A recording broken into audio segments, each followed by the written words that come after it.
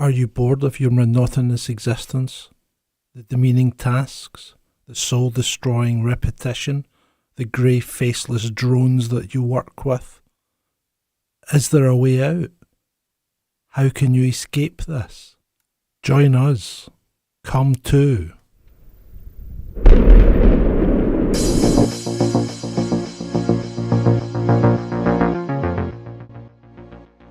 Veridora, the land of opportunity.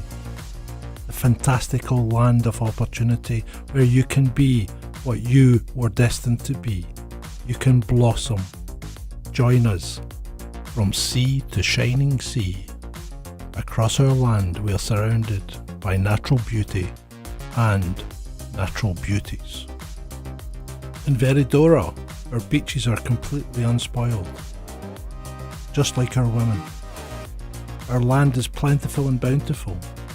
Our cities are vibrant, engaging, colourful, enjoyable.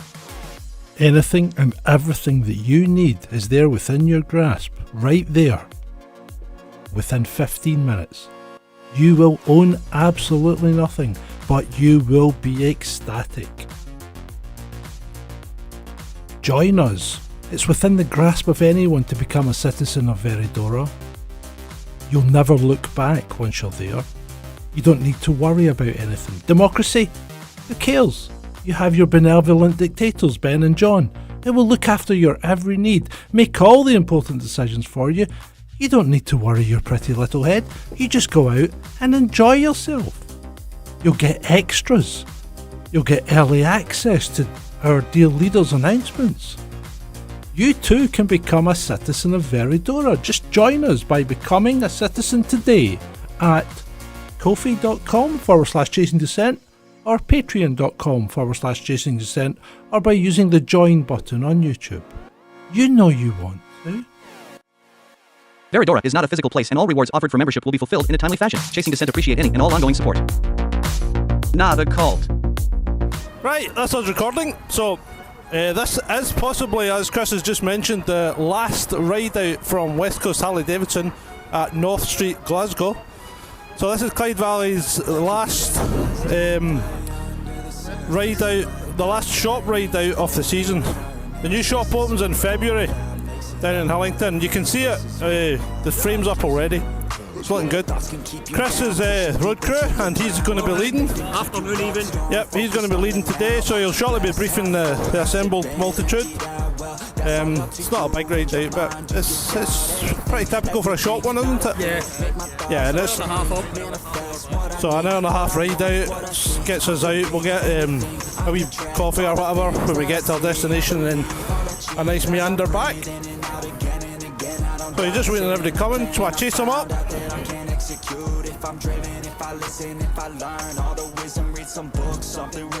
Are you riding, Alexis?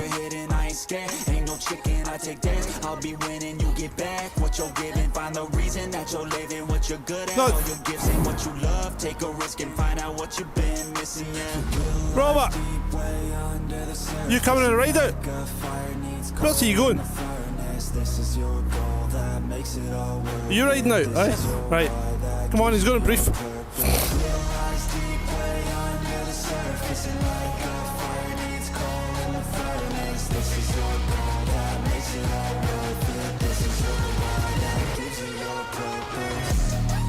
So you can see Paul standing there in the green vest. So that means he's the sweeper, which was the guy immediately before the tail ender, who I assume is Ian. That's the chap standing beside him. So, now have a moment of hush while Chris briefs the troops.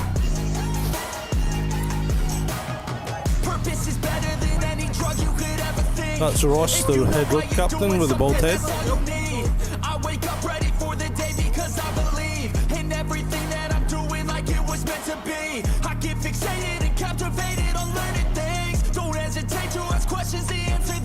Indeed, it's a moment in history.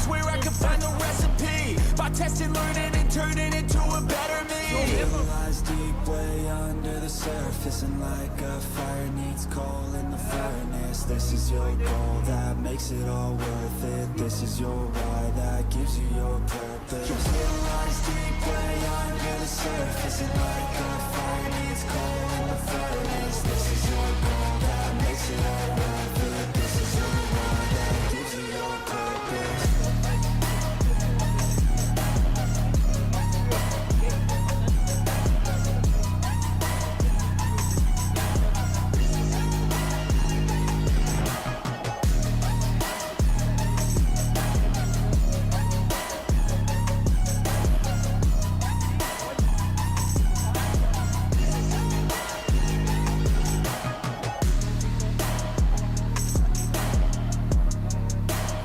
Optional.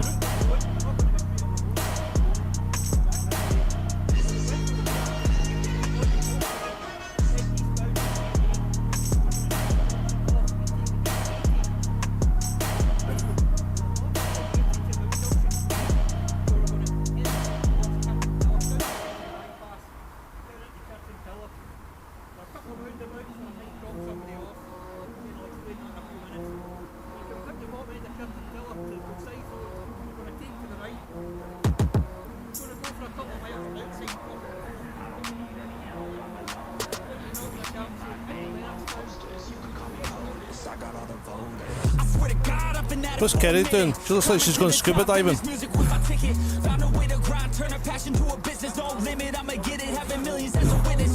I'm addicted to winning, living up every single day. I'll be fighting and building up in a million different ways. I don't think I can stop, I think I need the chase. I love the race and I'm running till I'm first place. Long nights, long flights, I'ma make it big. Big dreams, big. We don't normally get such a detailed explanation of the route. This is maybe because Chris tends to turn left at every opportunity, and he's trying to reinforce the fact that he's not going to himself.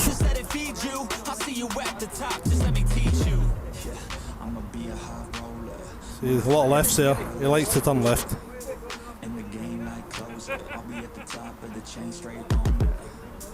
Yeah, I got a different motive. I don't need any help, I'm a loner. You'll be seeing my name on posters. You could call me POTUS. I got all the. They be like, really, you got a milli from doing something silly? I'm like, chilly. We will get caught in the lights. It always happens. Maybe like 7 years, but who's counting really? I just know how to turn something silly into a milli. Got a lot to say, and a lot need to hear it. You don't quit today, we don't stop. No, we feel it to the top. Yeah, we change our whole world. Yeah, we steer it, getting lost in the things that make us all worth hearing on. I'm the first one to turn up, learn stuff, but mostly I'm just in the lab getting work done.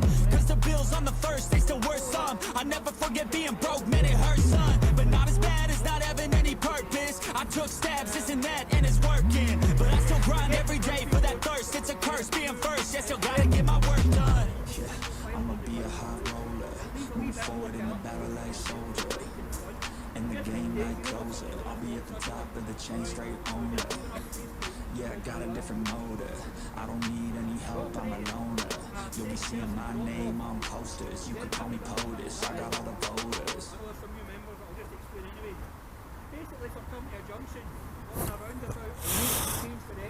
So he asks and then explains anyway. That's good. Oh, is this a latecomer? No.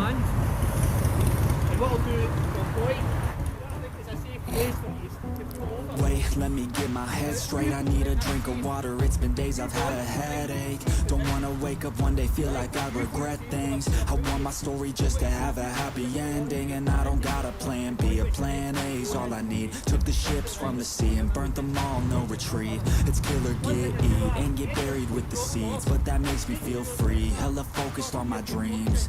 I got habits, they're established. I'm doing things a bit manic, but I can handle it. Juggle this, juggle The green vest. here, lose some cash, win and lose, make it back. You can choose your own path, nothing good comes fast, nothing fast ever lasts. So I'll be patient but attack, every day like it's my last. Push the pedal to the gas, burn the fuel that I have. Start a fire, light a match, I ain't never looking back. So plant hard in your feet, there's no retreat. Burn the boats on the shore till they're buried underneath. There ain't no going back. Forget the past out of desperation. All the people born in the you got it in you, you can do anything that you think that you need. Don't be scared, go succeed. The only people who can lead are the ones who don't retreat.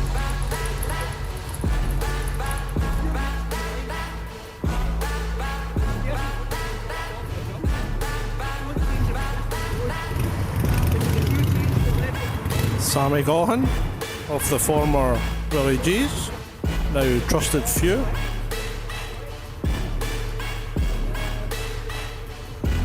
Feel unstoppable and responsible to try to make all the impossible go flip to probable. This life I think this might be the first time I've ever filled an SD card with a briefing. Miss out on your chance to be phenomenal. Push all the chips in. I take risks cause risky wins. I take it straight to the chin. They get right back up again. I don't lose, I always win. Anyway, get the idea of what's happening, so we'll cut that now and then we'll reconvene once we start moving. While they running, call the plays that are coming. Turn a profit out of nothing like a profit up and coming.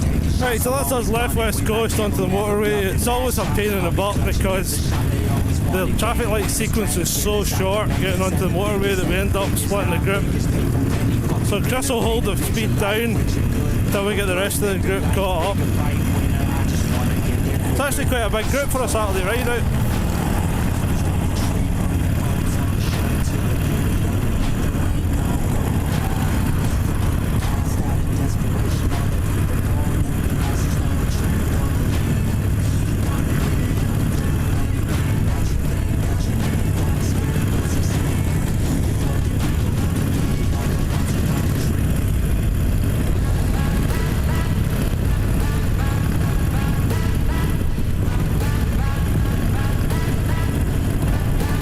So I'm on a sporty today because both the big bikes, the Glide and the Police Road King, have been traded in, and I'm waiting on my new Milwaukee 8 coming. Me being me, I've picked a rarer colour, so it's having to come from the States, so hopefully it's on the boat right now. I'm still anticipating another 4 or 5 week wait, which will put it into November. So a great riding season for me, but hey, these things happen. Gives me plenty of time to sit and look at it, polish it, make sure it's got ACF in all the right places before I hit it on the road. You get the odd day in winter that's worth taking it out as long as you don't get too much salt on it, it's not too wet. So we'll see how that goes. Quite a mild winter last year, so you never know, might get some use out of it. I think the boys are starting to catch up now. It'll take a wee while, but we'll get there.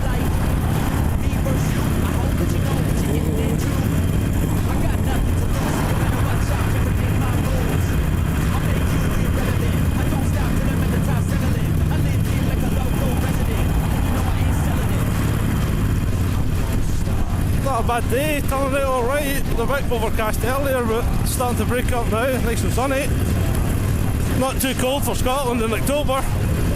Right, it's about, what, 13, 14 degrees centigrade? Which is just as well, since I'm on a sporty, I don't have any protection.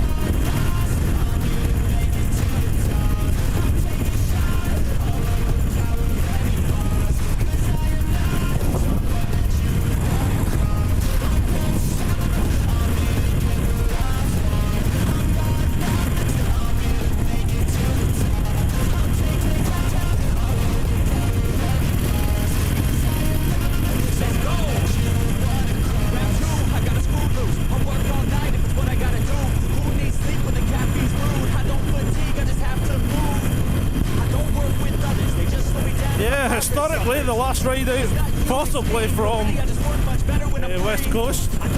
I think the new shop's scheduled for completion in February, and they'll be targeting a March, April opening date, so there might be a small crossover, we'll see.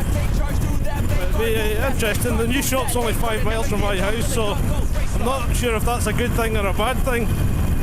I'll end up probably going there more often, which means I'll probably spend more money.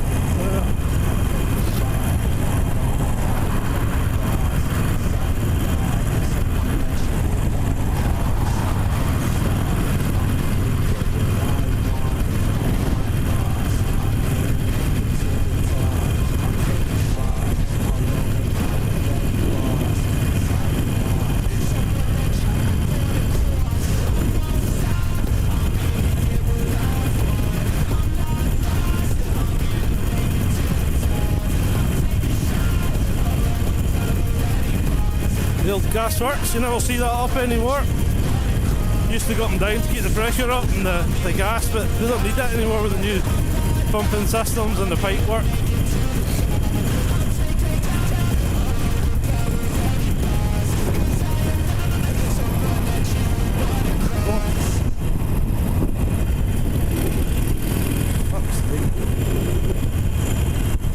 you try and do people a favour and they fucking just ignore you. They're idiots. All he had to do was go in and he could have blended in and overtaken everybody. I reckon 95% of the people on the road shouldn't be there.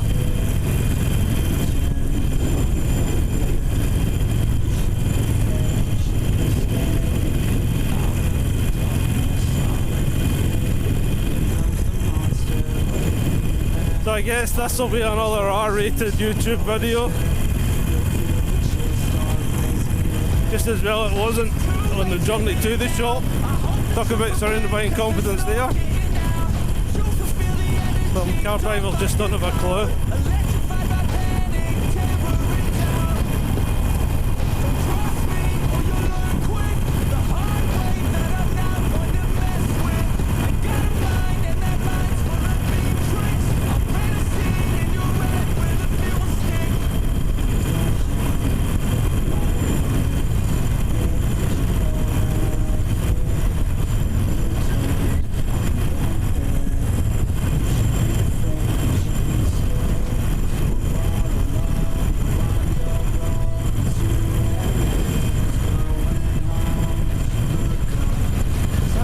Breezy. You don't notice this when you're on the glide though.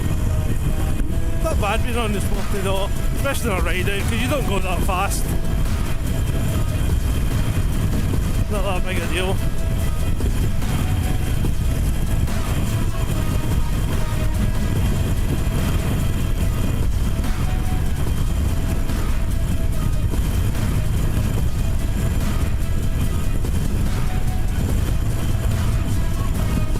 Here we go again, another car, fucking indecisive. I mean, it's called an acceleration lane for a reason. Fucking accelerate up to the speed of the traffic and blend.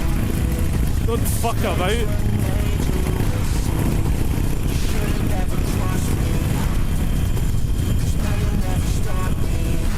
This is what I don't understand. I mean, they don't seem to teach anyone how to drive on motorways or dual carriageways or how to blend into traffic. They have them sitting at roundabouts when there's nothing coming, waiting in cars that are 300 yards down the road because they're supposed to give way to vehicles coming from the right. No! You give way to vehicles already on the roundabout coming from the right. You don't fucking sit there at the stop line waiting a guy who's halfway down the road, half a mile down the road, coming to join the roundabout. But yeah, most people do, unfortunately. That's why traffic's such a problem, why it goes so badly.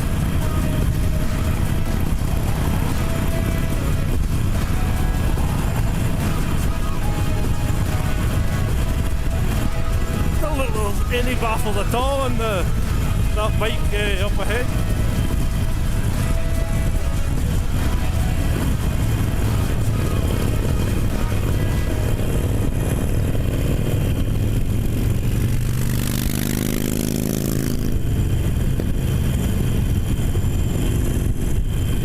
Fucking Ian Mackay's a tube. Why did he overtake?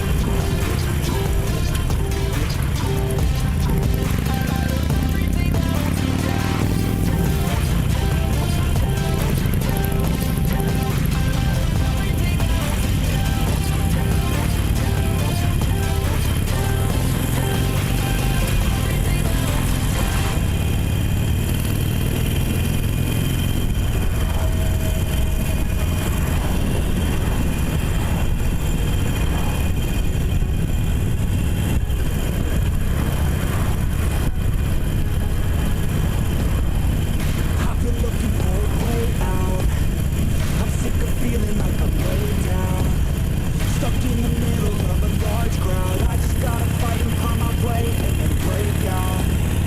Adrenaline in my system, I just wanna be different, I just wanna be winning. I've had this fight since the beginning, got a mind with no limits, but sometimes I forget it. Get myself feeling, I just wanna see clear. I could feel it in the rain, so I'm sick of my life, I just wanna make a change. The world's calling my name, I'm a little afraid, but I need to be brave. 'Cause when my head is full of doubt, I just wanna be fearless.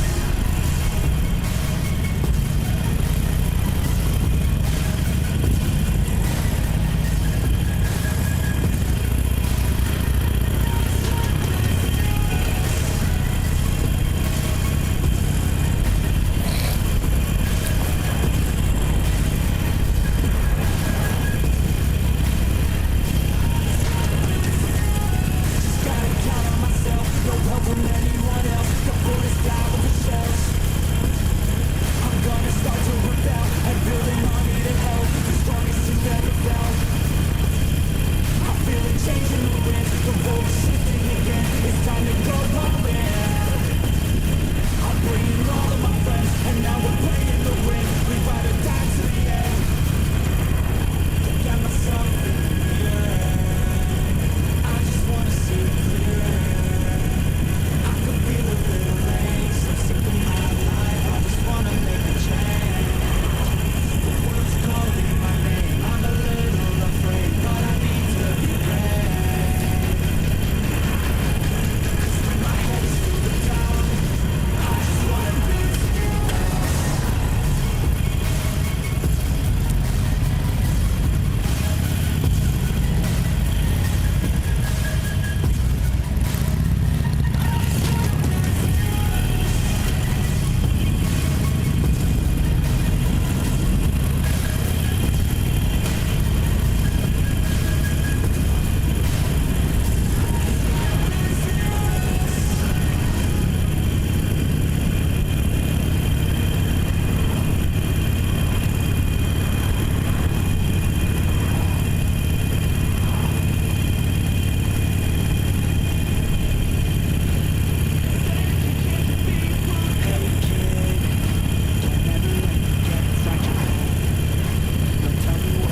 We're getting pretty split up now. Towards a grand, like the one I thought we'd never plan. My past is full of things I won't forget. I use them all to push me to my best. So treat the worst of times just like a 10. Alright, Aye, If only I could go back pretty split up now, I think. yeah. Where's the right hand turn? About quarter of a mile down here. Right. We go right to the bottom to the T junction. Right, If you can drop off here, I'll Yeah. not signal, if you can just find somewhere, Yeah. that's ideal. okay. can't help but feel alive. Find the passion, take some action, and with a little time, just be patient, make a statement, try to enjoy your life. The road's straightforward though. Hopefully they've not turned off. Left turn, Clyde. Now here they come. There you go.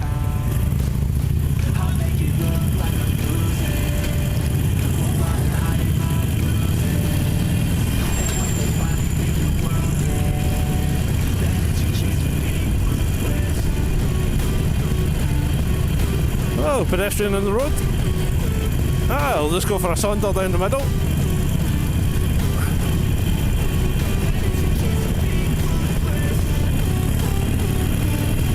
Oh, bugger.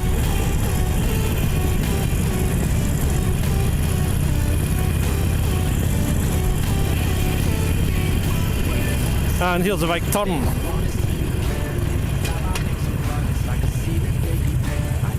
I'll start over there.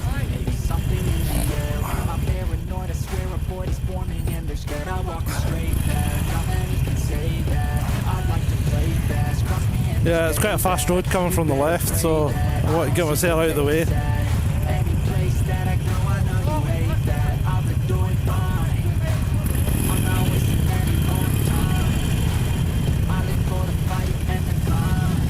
There's no pedestrian zone.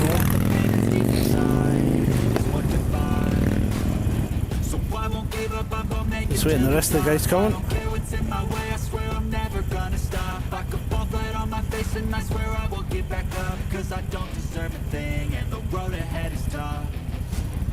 They'll try to kick you while you're down. They wanna rise up while you drown. They wanna fill your head with doubt. They're silently scared that you'll figure it out. I'll make it look like I'm losing. Won't bother hiding when I lose it. And when they finally think you're wounded, then it's your chance to be ruthless. Good, good. Let's let the whole crew's there.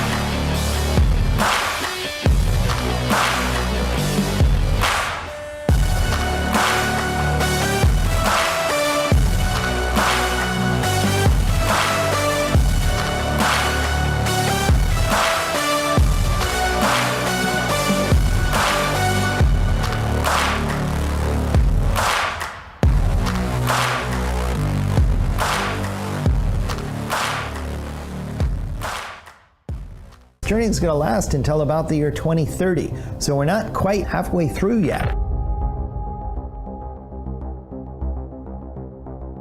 Well, this is all part of a pattern, and it's a pattern that's gone back centuries in Anglo-American history. I think it frankly characterizes the history of many countries around the world today. Like nature's four seasons, the cycles of history follow a natural rhythm or pattern. Over the last 5 centuries, Anglo-American society has entered a new era, a new turning, every 2 decades or so. At the start of each turning, people change how they feel about themselves, the culture, the nation, and the future. Turnings come in cycles of 4. Each cycle spans the length of a long human life, roughly 80 to 100 years, where the unit of time the ancients called the saeculum. The first turning is called a high. This is an era when institutions are strong and individualism is weak.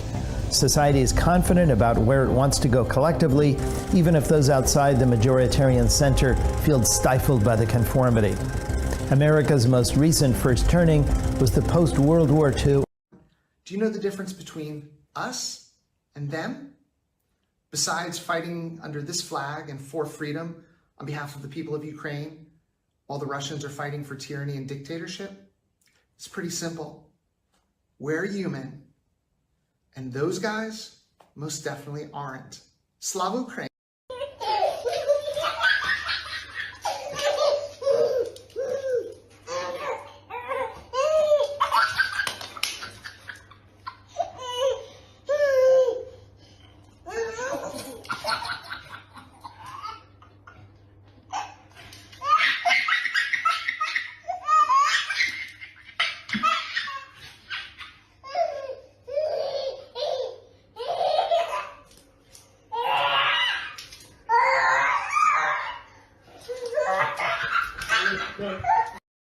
Це Росія повинна бути вдячною, якщо Україна буде в НАТО. Саме так. Тому що це безпека для Росії, що Україна ніколи в майбутньому не прийде на їх територію. Чому? Тому що країни НАТО не приходять на території інших держав, не приходять на території Росії тощо. І нам ніколи не хотілося ніякої війни. Ми просто воюємо з усіма наслідками російської війни на території України. Для нас НАТО – це суто гарантії безпеки.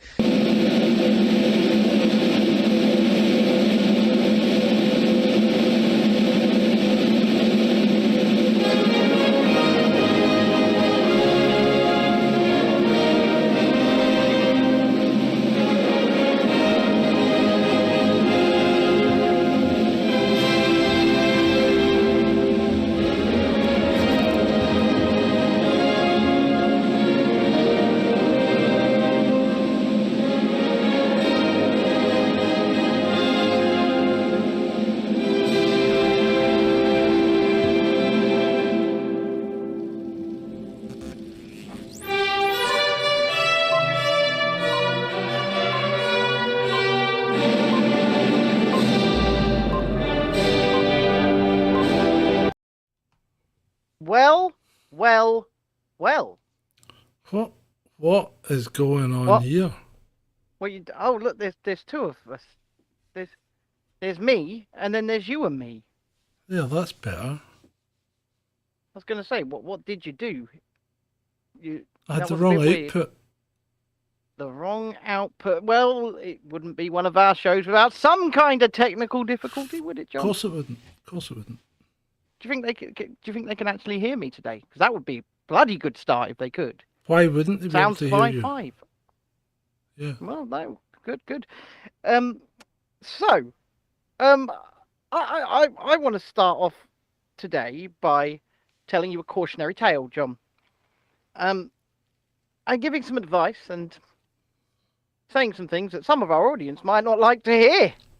Oh, starting off like Gosh, that. Starting like that, are we? Starting like that.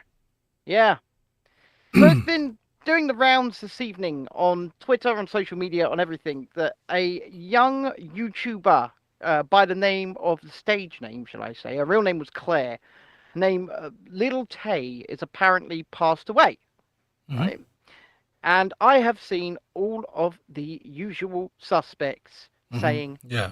died suddenly, died suddenly, died suddenly. And I've seen people, lots of people, saying this is to do, for sure, with a certain pharmaceutical product. Okay? Uh-huh. Now, what they fail to do is even the most basic research. If this story indeed is true, the parents appear to have announced it on Instagram. They didn't just lose one child, they lost two at the same time in their statement. So, are you meaning to tell me that a pharmaceutical product killed two siblings at exactly the same time? Well, no, I'm not telling you anything because I don't know anything about it, but what happened? Looks like a car crash. Okay, well, I don't... Right, so, who was driving? Looks like the older brother was driving.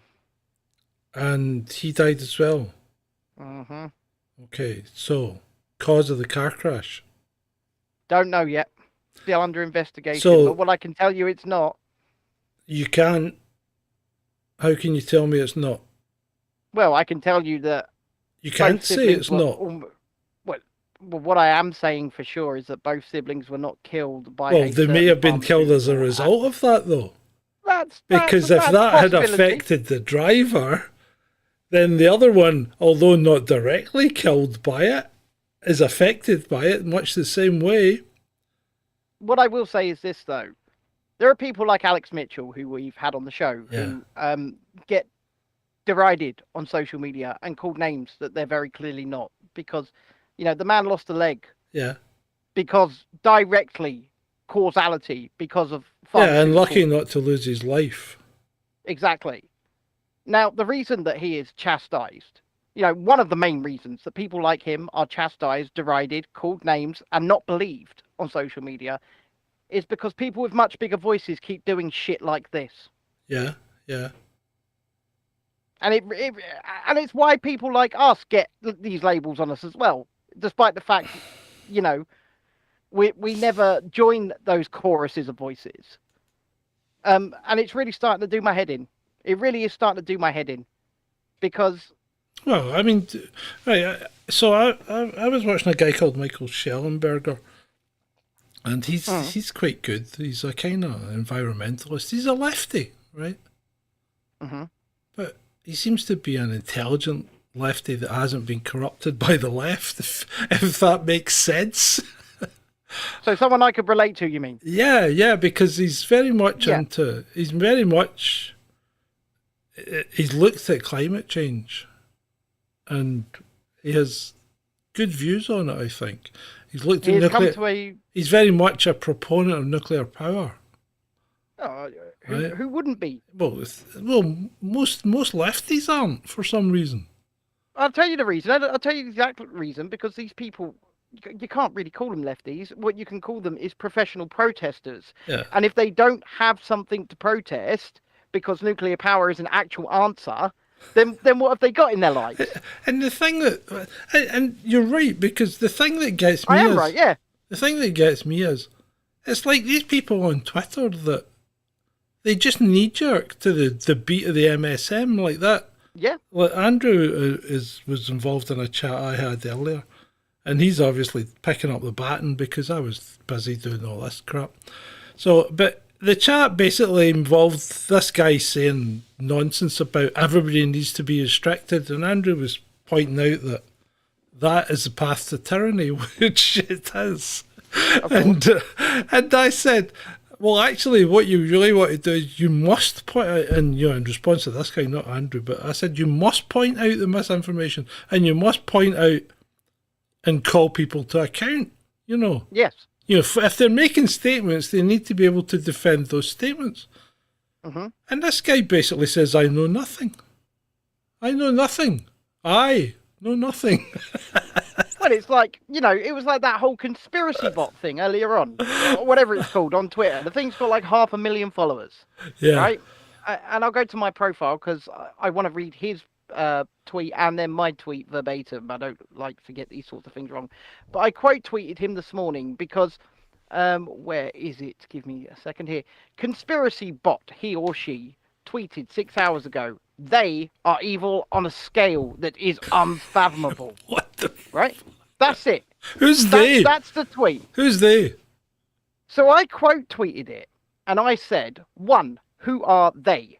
2, what exactly are they doing that's evil? 3, if we know who they are and what they are doing, why can't we seemingly stop it? And 4, is this just complete nebulous nonsense and hyperbole to anger people? And I said, this means nothing, and yet thousands will like and share it. I think 4 was on the nail. Of course it is. Of course it is. These people, or whatever they are, they build up these audiences. Yeah. And then they just tweet. It's people like bloody Melville. Melville does the same thing, right? They build up these audiences and then they just tweet this utter nonsense. It's meaningless, it's hyperbole, and its only design is to keep themselves relevant and to make other people angry. And with that, I'd like to welcome one and all to this episode 243 of Chasing Descent Live with me, John, Who knows nothing? You know nothing, John. And Ben.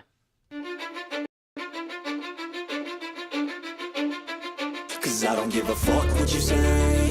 Yeah, I'ma do shit my way. So you can go kick rocks, I'ma stack bricks up, build what I want to make.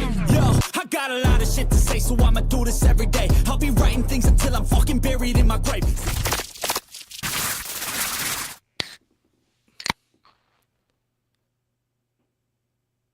A wonderful piece of ASMR. Didn't even for get you it. there. I think you went too soon. Chrissy said that a few times. Anyway. Right. What shall we talk about? Do you want to talk about the fourth turning? What did you think about it? Well, I just think it's a load of bollocks. Why do you think it's a load of bollocks, though? Well, because it's... I mean, how deep did you go into it? I did about an hour's research. Right, that's not bad for you. Yeah. For a millennial, that's pretty good. Yeah, I did about an hour's research. And yeah, I understand the concept. I understand the theory, and I just think it's a load of bollocks. It can't. The problem is they've created a theory that can't be proven wrong. Yeah, right. But having said that, predictions they've made based on the hypothesis appear to come true. Well, it depends. From a certain point of view, possibly. From a certain point of view, possibly not. Oh, explain that statement to me. Well, have you ever heard of the concept, same film, two screens? Right. Yeah. Yeah, well, everyone looks at something differently, yeah. Yes, and that's exactly what I'm applying here. So because... do you I like the idea of it, because then it gives you a target for a date when things might start getting better. Well, yeah, and that can give some people some hope, but that really, I think, is all it can do. I mean, they're conflating things like a financial crash and a revolutionary war, and they're calling them the same sort of disasters. And I'm thinking, no, they're not. No, they're not calling them the same sort of disasters. What they're saying, they are parts of a crisis, and yes, they are. Well, I don't. And I think those kind of things are interlinked, because if you think about it, I mean, the Second World War really did follow on from the Depression of the 30s, and that was an interlinked incident. And in some respects, the wars since 2000, have kind of followed on as a result of financial instability in the markets. So I think these are intrinsically linked events. Well, once again, yes and no. Same film, two screens. Yeah, that's fine. You can look at all of these things from a completely different point of view. And I really do think there's a lot of reaching going on to say that we're in the same type of crisis that we were in, let's say, during the Revolutionary War. The US Revolutionary War. And you can even take a look at the US Revolutionary War, because one side of that looks at it as a United States revolution, and one side looks at it as a civil war. Okay? Yeah. They are two very different things. A revolution is very different to a civil war. And yet you see this one revolutionary war that we commonly call before the quote unquote civil war, this is. The War of Independence. Well, yes. And we look at these things, and what do you see it as? Do you see it as a revolutionary war, or do you see it as a civil war? Because once again, they're two very, very different things. And I think there's a lot of reaching going on. Oh, it's not I don't see it as a civil war. Yeah, but you don't, but others do. Why would One whole side of that war do. Why would it be a civil war? Because it was countrymen fighting one another. Yes, but that well, you see, you've got a problem there, because it's not really countrymen fighting one another, it's colonials fighting other colonials, because at that point everybody was a colonist. And once again, you're absolutely right, but also in the minds of the people at the time, you're wrong. Well, you don't know what the minds of the people people at the time were saying, because, as always, history is only ever written by the winner. Yeah, of course it is. And the only way you can really trust anything in history is by what's left behind, not by what's said. The only parts of history that are you can really tangentially say 100% are true. It's the fact that the Sphinx and the Great Pyramid of Giza are there, right? Yes, they're there. Yeah. The fact that the Great Wall of China is there. Yeah, it's there. You can't say they're not there, but no, you can't say for sure why they're there. And you can't say how they were built and when they were built. Exactly. The only parts of history that you can completely say for sure are true is what is left, not what is spoken. Let's not go down a rabbit hole this evening. I quite liked the fourth turning. I think Spencer quite enjoyed it. Tony probably doesn't have. Tony's probably more on your side of things. Well, we don't have sides here. We just have different viewpoint. I think Andrew's kinda want to see how it plays out. Yeah, I'd like to see if it plays out. See if this plays out and comes out, and things start to change around about 2030, which is kind of what the prediction is, right?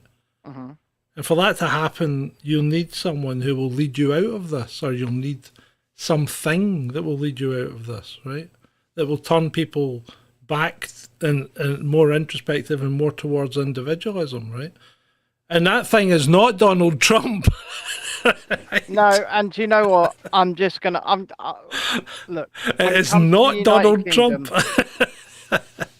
I've been thinking long and hard about this for years now, and do you know what? Fine, I'll do it. Go on. No, I'll do it. You'll do what? I'll lead you out of this. You better step up your game. I'll get a scepter and a cape. Yeah, okay. Yeah, no, scepter and a cape. I actually thought it was quite a good. I quite enjoyed it. I thought it was quite a good hypothesis. Whether it comes to pass or not, it's worth looking at. I think it's always worth looking at these things, though, don't you think? And the thing is, I'm not saying that I don't. I don't dislike the concept. Yeah. I'm not saying that. What I'm saying is I don't like the fact that it appears to be built on things that are so supposed. There's so much supposition here, and we just don't know whether or not what they're saying about history is true. We don't know whether or not what we're conflating now and 80, 90 years ago even is right. There's just so many variables that I don't like it. Well, the thing is, there are so many variables in this kind of subject. This is why these subjects do tend to be a tad woolly, because you can't. You can't work this out with mathematics. You can't. This isn't like. Well, I was going to say cosmology, but bloody hell, that's a whole different ball of worms altogether. I've just worked out how we can mathematically work this all out. Go on. We're sending Diane Abbott. She'd get it. She'd come back. She'd come back out with 42, wouldn't she?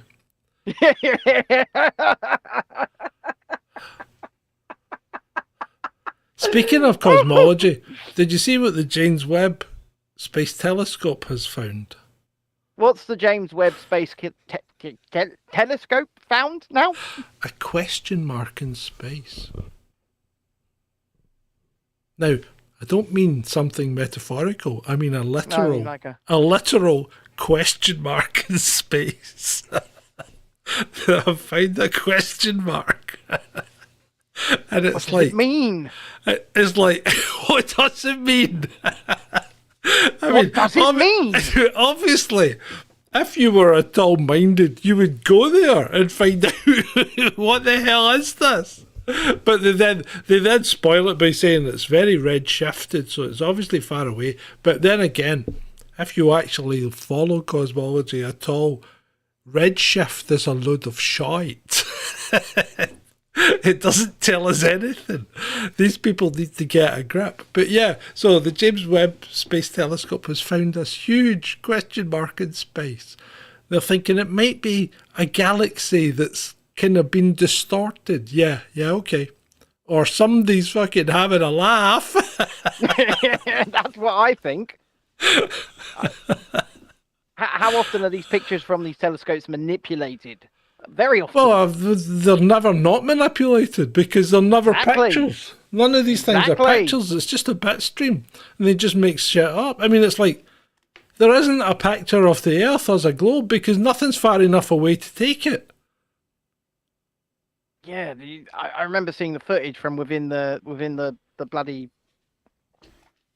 up top. Anyway, they open it up, and the whole Earth is filling the window, and you cannot see the edges of it. Oh, of course you can't because it's too close. They're only like 250 miles up. I mean, that's nothing. No, they're closer to me than I am to you. Press the button. That's true. It is. That is absolutely 100% accurate. They are closer when they fly over your head, they're closer to you than I am. What? Yes. Who says hair on the lens? What does that mean? For the question mark. No, it's a giant glowing yellow question mark. Blonde hair. It's not a hair. It's blonde. No, it's not. It's not a blonde hair. It's a giant glowing yellow question mark. Eva, your focus has gone soft again. Yes, because I moved back. All right. Okay. Right, Eva, one of the employees is having a laugh, or there really are extraterrestrials out there, and they are the ones trolling us. They're having a laugh. We have the technology. Put a question mark out there. Yeah. Wait till they find it. They'll spend decades wondering what this means. And we'll just sit here laughing. It's crazy. If there are extraterrestrials with the intelligence to, create space vehicles, intergalactic travel, probes up the anus, all of that, surely they have a sense of humour. You would hope so. You would hope so. You would. Spencer says, reminds me of the Smash robots laughing at the humans. Well, exactly. Absolutely. So, right, let's get back to serious business. So I wasn't very well yesterday, so I spent nearly the whole day on the couch. Just Me too. Watching YouTube. Me too. Okay. And I used the time, when I wasn't sleeping, I used the time profitably. And I went through quite a few things. And one thing that I started to dig into a bit was the psychology of what's been going on, over the last couple of years. And in fact, it's not just the last couple of years, it's been going on for ages, hasn't it, really? Yeah. When you think about it. If you're talking about the thing that you were telling me this morning you wanted to talk about, right? Oh, no, that's something else. That's further on. Oh, okay. Right, so no, this is. I was wanting to talk about our leaders. The people that we vote for, the people that we choose to make our decisions for us. And I was looking at them and I'm thinking, I'd use the term "choose" quite loosely. Well, yes, I know, but we do have to stand up and be counted here. What we've got to do is we've got to turn around and go after these people at every opportunity, because when you look at them, you've got Matt Hancock. Let's talk about Matt Hancock. In a legal way, by the way. Yeah. Censorship gods. Yeah. But you look at Matt Hancock, right? I mean, the man is obviously a narcissistic, and this is only my view as a layman, but he's obviously a narcissistic psychopath. Well, I can tell you, as an autist, he is definitely an autist. We can smell He's a narcissistic psychopath. Yeah. There's nothing autistic about him. The guy's mentally ill, right? Boris Johnson, narcissistic psychopath. Right? Liz Truss, narcissistic psychopath. Rishi Sunak, narcissistic psychopath stroke sociopath, maybe. I'll maybe turn him down a bit because he's not quite. Keith Starmer, narcissistic witty. Yeah. Angela Raymer, narcissistic idiot. Diane Abbott, idiot. Ginger Growler. Find the Ginger Growler. Onlyfans.com/Ginger Growler. Bill Gates, narcissistic sociopath. George Soros, narcissistic sociopath. You know, I mean, these are Henry not, Henry Kissinger, narcissistic sociopath stroke psychopath. George Bush, narcissistic sociopath stroke idiot. Hunter Biden, idiot, crackhead. President Biden, narcissistic psychopath probably, but no longer has a mental capacity to see it through. You know, didn't have the mental capacity to see it through Obama on the initial campaign trail. Obama, narcissistic psychopath. Definitely. So all these people have this underlying trend. They're all narcissistic psychopaths. And really we need to kind of stop this. We need to stop these people getting into positions of power. Yeah, but and it's difficult because narcissistic psychopaths are really good at getting into positions of power. But it's not just that, John. It's not just that. It's also that the vast majority of our populations, especially here in the West, okay, because, you know, in lesser developed nations, actually, they still do like a revolution every now and again, right? Yeah. And they do like a coup every now and again. But in more heavily developed nations, in Western nations especially, we're comfortable. Yeah. And when we're comfortable, we allow narcissistic psychopaths to slip in and take power, and that's what's happened. I mean, and I'm not letting Donald off the hook. Narcissistic psychopath stroke sociopath, definitely. Yeah, I agree. Oh, you know, I keep trying to tell people, you keep trying to tell people, we keep trying to tell people, these people, be it Donald or anybody, are not going to save you from anything. No, I know. They're not. Oh, I mean, Donald's the guy that come up with warp speed. Yeah. Warp speed. Warp speed. Get those jabs in those guys. arms. Warp speed. Yeah. That's it. But people look at him as some sort. But the thing is, like, people look at him as some sort of hero, some sort of savior. You know, some sort of god. Even some people really do look at him that way, and He's it not a really savior. confuses me. Right? He's just a billionaire that went bankrupt a few times and is pretty good at talking on stage. Yeah. That's really all he is. I don't like the way he talks on stage because he repeats everything 3 times. You know, it's like it gets to me because I really don't like the way he talks on stage because he repeats everything 3 times. He's doing the bit. Yeah. You know what he's like. He does tend to repeat everything 3 times. Yeah. He's doing a bit of brainwashing. He's doing the bit. Yeah. But no, people might not like us for saying Donald's not your savior. Don't care. Don't care. Yeah, I've Call it actually as I been see thinking. it. I've been thinking whilst we're on this. I'll subject, tell you who else isn't your saviour. If you're an American, Ron DeSantis. Of course not. He's not your saviour. Right, Governor Ron did good after the first month during the alleged pandemic, right? Yeah, but he didn't start good, did he? No, he didn't. Didn't start good, but he did good, right? He did make things semi-right. Yeah. In Florida, but that's about it. Okay, he's not gonna make your life better. You know, the only people that did good were the people that were forced to. Because Sweden, Japan. Andreas Tegner, right? Uh-huh. He even came out and said he would Anders have Tegnell. and Anders Tegnell. He came out and said he would have locked down and he would have made people wear masks, but he constitutionally didn't have the power to do it. No, he didn't. Didn't have the power. So and that was right, by the way. Yeah, I mean he's not a good guy either.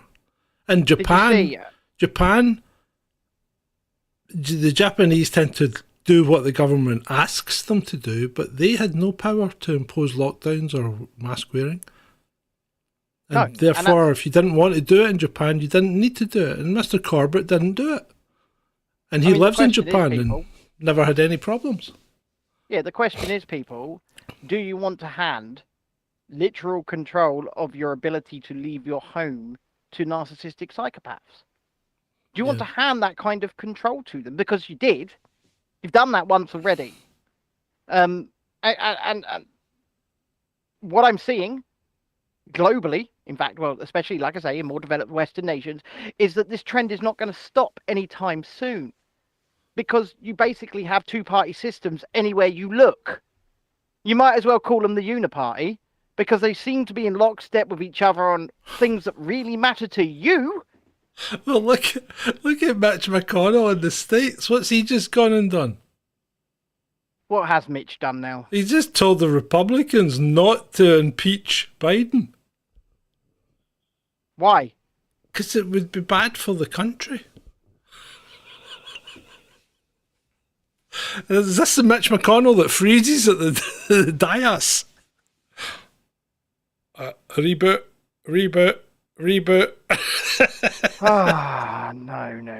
No. Right. If there is a reason, a legitimate reason to impeach Joe Biden, then impeach him. Yeah, absolutely. Yeah, you shouldn't be letting people off with things just because you think it would be bad for the country. They don't let Donald off with things. Well, I'm just saying, if the Donald really is being, charged with things, and he's guilty of these things, then surely the precedent is set, and you must start investigating, pressing charges, and convicting other people who are in these offices. Think so. You would think so. Right. I mean, it's only fair. So but before. If I told, sorry, were you going to say something? Yeah, before we move out of this sort of train of thinking and all of that, I've been asking myself today, whilst being in various states of self-pity, because I've not been well, but I've been asking myself, am I an activist? Are we activists? Because we get accused of this. Who accuses of being activists? Well, people that would disagree with us, right? But how are we an activist? A lot over the years. The only thing I'm trying to activate is people's thinking capacity. Well, I was speaking to Trudy earlier on, actually. And we were talking about something. I won't say what, but I kind of said I wasn't interested in going to any of these activist events. No. I'm not interested in them. I'm not gonna go and sort of represent an activist organization, because if I'm an activist for anything, it's the free and open right to discourse and nothing more. That's it. So no, I don't think I am an activist. And I've also been thinking, did I fall any more right wing? Because I said to you the other day, didn't I? I said, yeah, no, I don't think I have. I'm still a massive hippie. That doesn't mean you're not right wing. Free love, man. It still doesn't mean you're not right wing. Well, I honestly don't think I have, because my positions really haven't changed on most important things. So, right. So, well, actually, here's a bit of a deep question then, since it's Wednesday and it's not Friday night and nobody's drinking. Here's a bit of a deep question. So, go for it. People have kind of moved away from traditional core values, okay? And right. You see that, I mean, you can see that, and you see the way that society has changed, because I keep banging on about this as the end times, dogs and cats on the street, etc., right? Yep. Hedonism, people have lost faith in not only a deity, but they've lost faith in themselves, right? Yep. And it seems to be that things like we get pushed more and more towards considering ourselves as nothing more than highly evolved apes, right? But that's kind of what we are. Are we? Well, it's completely nothing like an ape, though. Well, like I say, if we're to believe science, then... Well, right, No, this is the problem, and this is why you have to question everything, because you say if we're to believe science doesn't tell us that we're evolved from apes. No, it poses a theory, and I do think I spoke incorrectly there. Yeah, but it doesn't tell us we're descended from apes, because it can't show us how. It posits that we are. I mean, that's why you always hear the term the missing link. Right. But the problem, right, so the problem there then is every animal in the world appears to have a missing link, because there's nothing in the fossil record that shows transitionary forms between fauna from this era to that era to that era. Nothing changes. They just appear fully formed and ready to go, right? So the question is, you get minor evolutions, like, for instance, breeding a dog, right? The X-Men. But there's nothing to show us that we were ever descended from apes, and there's a big problem with that, in that we have a different amount of chromosomes straight away, right? Well, so what's the question? Because you've asked me a question and we actually haven't got to it. Well, the question was that we've been driven to think of ourselves more and more as animals, right? Yes. Which, does that not ultimately lead us to behave more and more as animals, and to have no regard for what the consequences are and how other people feel? Are we removing our empathy? Are we removing our responsibility?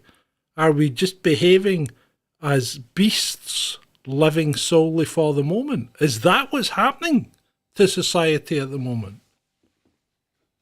I posed the question. In some respects, maybe. People who have got no drive, people who have got nothing to strive towards, people who have got no values to want to, uphold, are easier to manipulate. They're easier to control.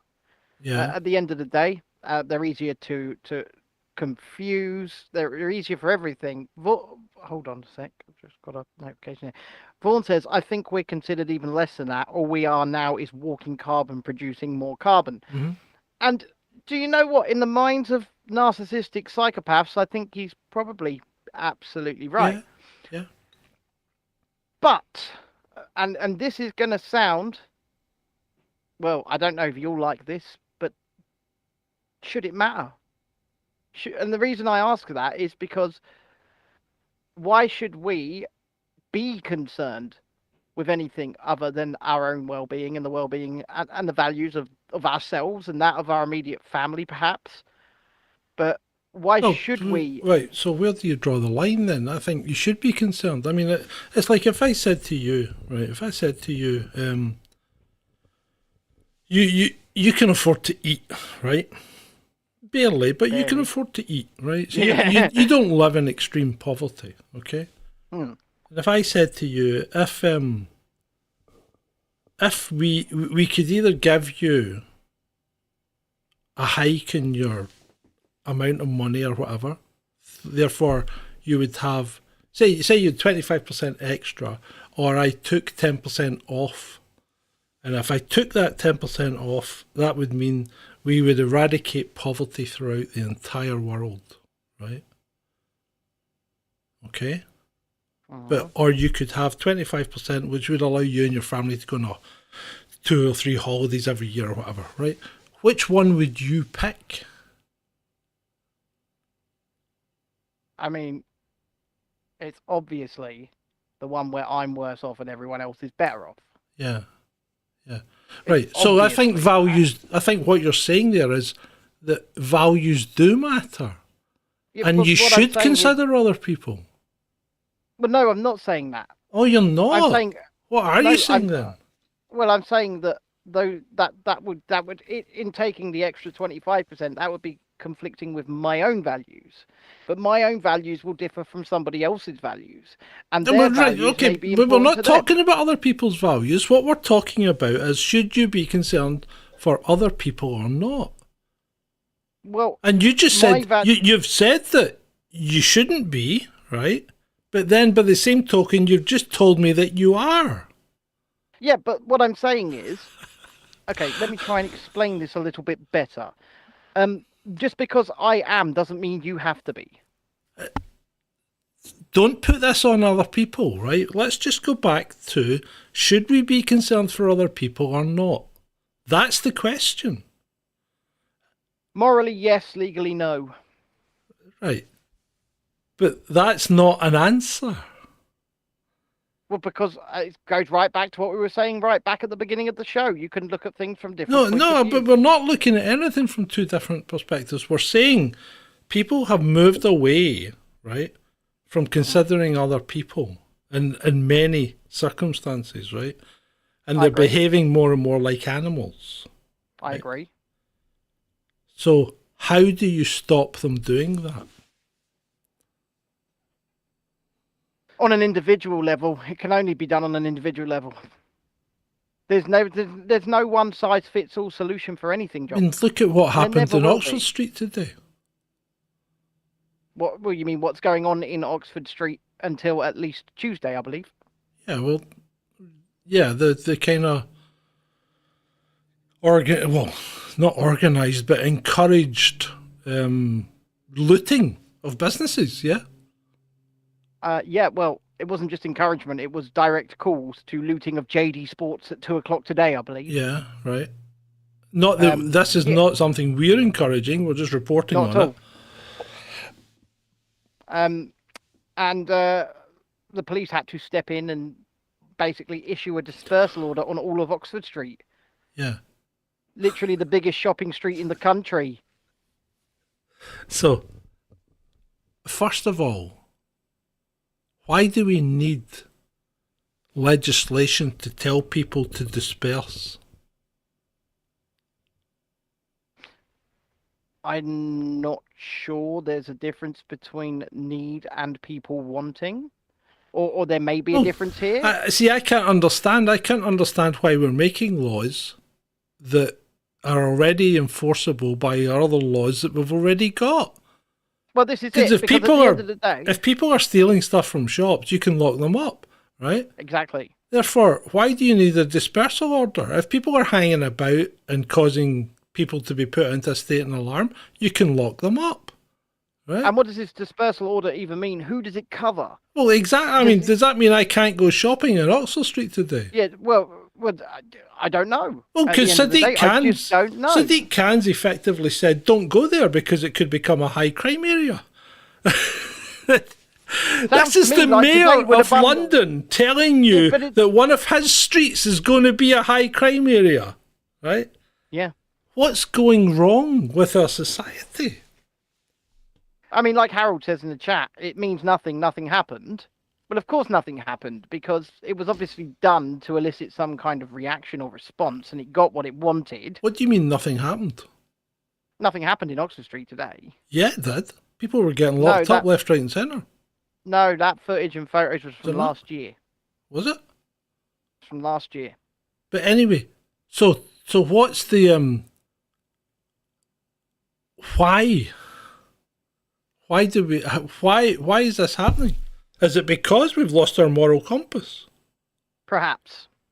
But you say we, you know. Who's we? It's going back to what I said earlier. Well, when I say we, I mean everyone. Perhaps.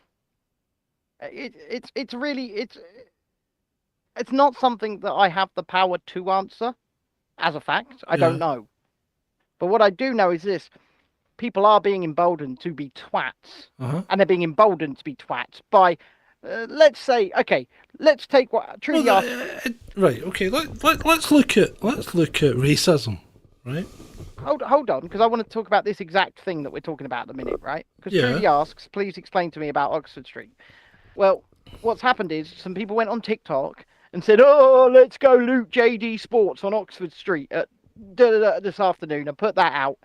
And it was shared wildly and massively, and basically it was a direct call to go to Oxford Street today and loot JD Sports, among other businesses as well.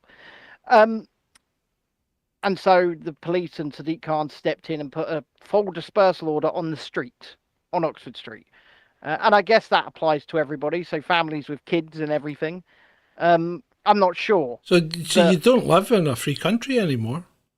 What do you mean anymore? Did we ever? Okay, well, yeah, but... Haven't we always been under some kind of monarch who demands taxation? Yeah, but you certainly don't live in a free country when they can tell you not to walk down a public road. Yeah. Yeah, no. For no other reason. You know, there was no other reason not to walk down that road. But what I'll say is this.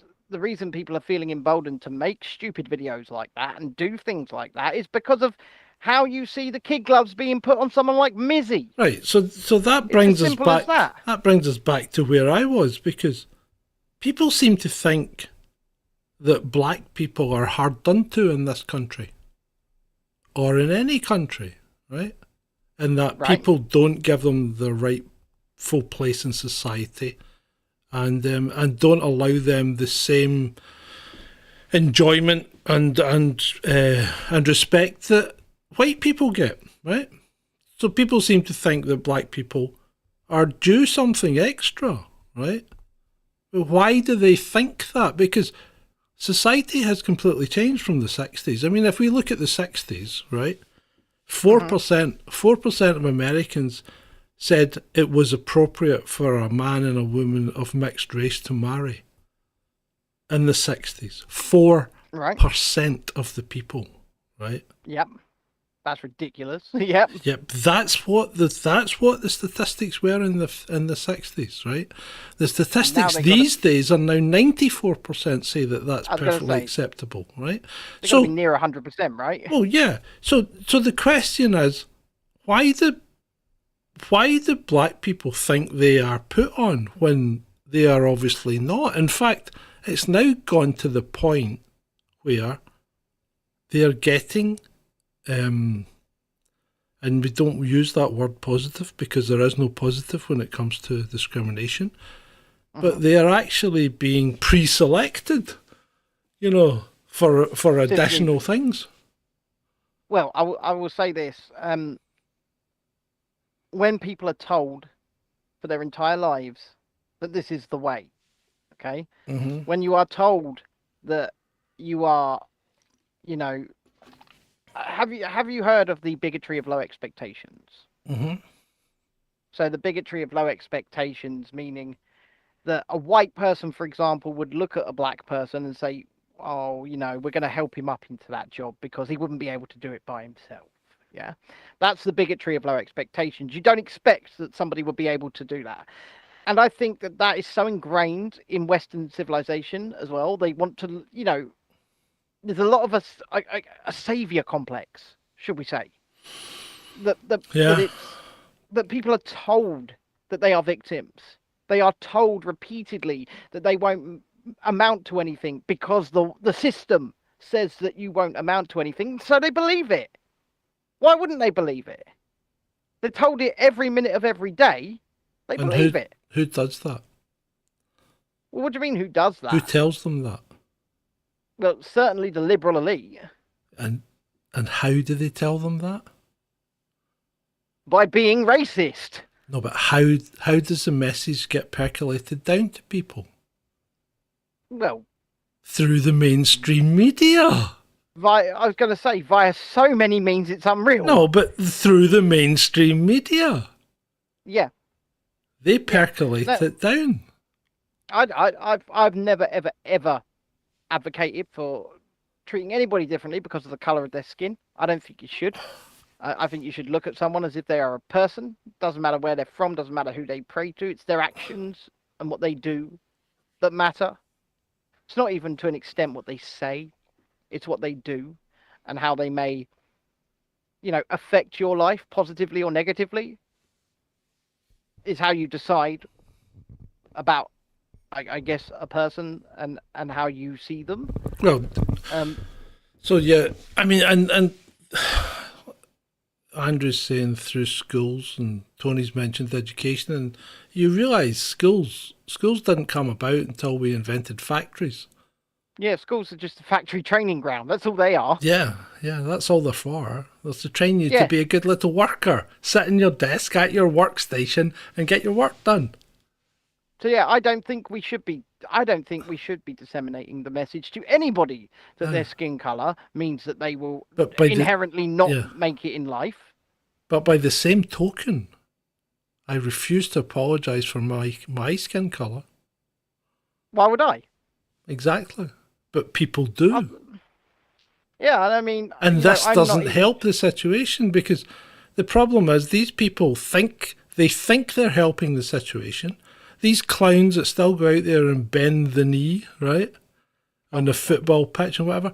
They think they're being all virtuous and everybody looks up to them and thinks, oh, they're how, if you were a black person, how fucking patronising is that? Well, exactly. It's How so patronising is it? It's about as patronising as Megan Rapinoe signing a ball. Yeah. I mean, it's just like, it's ridiculous. And the thing is, the ones that kind of take advantage of these people, right? They're no better. Well, of course not. You know, I mean, the whole now we're back to the fall of society, and we're back to the fourth turning. We are in a crisis as we speak. We are in several crises, Yeah, all rolled into one. Well, that doesn't matter. But you don't need to roll it into one. We are in a crisis quarter. We are in a crisis. I'm going to say something. What? And you can disagree with me here, but it is those narcissistic psychopaths at the top that have purposely put us in these social positions. Do you think they've done it purposely, or do you think it's just happened as a result of them being narcissistic psychopaths who are only out for their own gain? No, divide and conquer, baby. Divide and conquer. How? Well, what do you mean, how? Well, how have they done it? Well, okay. Let's talk about Dark Brandon. Right, what about him? I like my coffee like I like my voters. Yeah, but is he generating that, or is he responding to what society's telling him? He's done something like this before. And Yeah, got but major they all backlash. have. But I mean, look at Johnson, right? Look at Johnson when it came to that day in March 2020 when he said, let's just hold off and wait and see, because there's no need to knee-jerk. There's no need to take, there's no need to take a course of action that may be We're the British, wrong course. we'll just take it on the chin, I believe he said. Yeah. And within a day, I think it was, right? He completely changed his mind. Because of pressure. From, and I know you're going to say he's nudging it, but I think it was ultimately it was pressure from the people to be seen to be doing something. Yes, it was. I was not actually going to say his nudge unit. Right. His nudge unit would have been a part of it, and probably would have been behind it. But it was mostly the media. It was the mainstream media. It was you don't look like you care about us. And they'd driven the people to the point where the people were going, well, he's not doing enough. Well, exactly. And it's exactly. It's like, I mean, people blamed. And you people are not doing enough. Hit that bloody like button. And pay his money. There you go. Anyway, right, let's lighten up a bit. Let's get back into the This news. has been very deep this last 50 minutes, isn't it? Yeah, it has. So and you've still got something else you want to go in about. Well, yeah, but it's a bit later. Right, so if I said to you that I had come to this country in a dinghy across a dangerous stretch of water, and I now have a pathological fear of water and cannot go on a barge, what would you say? You're having a laugh. I was going to say, the first thing I'd ask, because I would immediately think this a suspicious ploy to remain on the island that you are now on. Yeah. Do you now have a fear of flying also? That's my first question. Oh, yes, I have an absolute fear of flying. Oh, so you need to remain here on this island. Yeah. Okay. Now, do you have any legitimate claim to asylum? Any evidence of even who you are? No. No. Okay. Well, if we don't, you can't even give us who you are, where you're from, or documentary proof of your claim to asylum. No. Can't give you anything. Yeah, I know. Because crazy. at the end of the day, I was actually having this conversation. I was having this conversation with someone I believe who is watching the show, Luke, yesterday. And I've got no qualms with people that legitimately arrive in this country via, safe, normal, means land here on a flight, go to customs with documentary proof they are being, oppressed or something like that, and said, I need help, I need asylum. Make those claims. Hopefully we accept you. Yeah. Fantastic, right? I have massive qualms with the idea of swarms of young men, not families, not women, not children, swarms of young men who can't even show documentary proof of who they are, staying in 12 hotels right near my kids. Now, I'm not saying they're going to do anything to my kids. What I'm saying is, I don't know. We don't know who these people are. We don't know whether, they could all be really, really good people. I mean, I know for at least one of them isn't, because he stole my bloody phone. But at the end of the day, we don't know. And until we know that these people are here for genuine reasons, should we really be placing them in communities? Should we be doing that? And that's more of a safety concern for the people that are already here. And I'm not just talking about the indigenous population, because these towns are already pretty damn diverse. They're made up of people from all walks of life. They're not really. England's still what, 90% white? 86% white? It's not as diverse as you think it is. But I don't really care for the well-being of just the white people, is what I'm saying. Right? I care for the well-being of everybody who's already here and is already putting in their hand. Well, all you need to say then is British citizens. Yeah, but not people that are living here legitimately. Yeah. Because some of them might that's effectively, yeah, okay, but that effectively covers the majority of people that are British citizens. And you don't know if the 12 hotels that are full of people are full of people that escaped from a prison somewhere. You don't know, because you don't know who they are. Yeah. And if we can't even prove who they are or where they are from, how can we ever prove whether or not their asylum claims are legitimate? How? Well, you probably can't. So they should go back. I'm not trying to say it to be mean or to be nasty. What I'm saying is there is ways and means of doing things for a reason. If you went to America, right? Mm-hmm. If you bought a ticket, went to America, arrived at the airport and said, I wish to claim asylum, right? Mm-hmm. They would take you and they would investigate it and then send you back, right? Yes. Are they being mean and nasty? Delay. Well, it depends. If I had a legitimate claim to asylum. Right. You as you are right now, if you got on a plane, went to America and says, I claim asylum, and they said, no, your asylum has been rejected, are they being mean and nasty, or are they just following their procedures for people who want to arrive and live in their country? Well, they're doing that. I mean... Yeah, okay. So they're not being mean and nasty. So why are we being mean and nasty when we take in these people who are unable to prove their asylum claims and we say, well, they need to go back?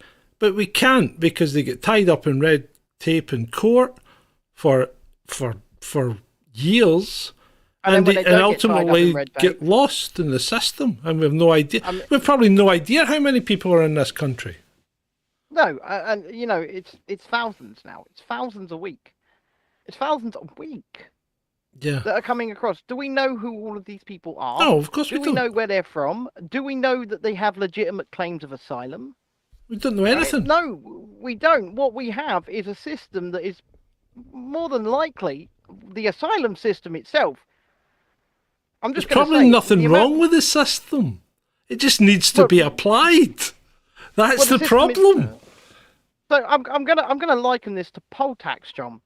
Because the reason poll tax collapsed is because there were so many people that wouldn't pay it. It wasn't the riots. There were so many people that wouldn't pay it that the court system would have been backed up for so many years just dealing with this one thing. And right? I still say to this day, the poll tax was a fairer system than what we have now. But the point is that was the reason that the system collapsed, and that's exactly the reason the asylum process is not properly being applied now, because there are so many people in that system that have made that claim. It would be impossible. It would be impossible to do the work. No, I don't think it would. I think if they applied themselves, they could get it done.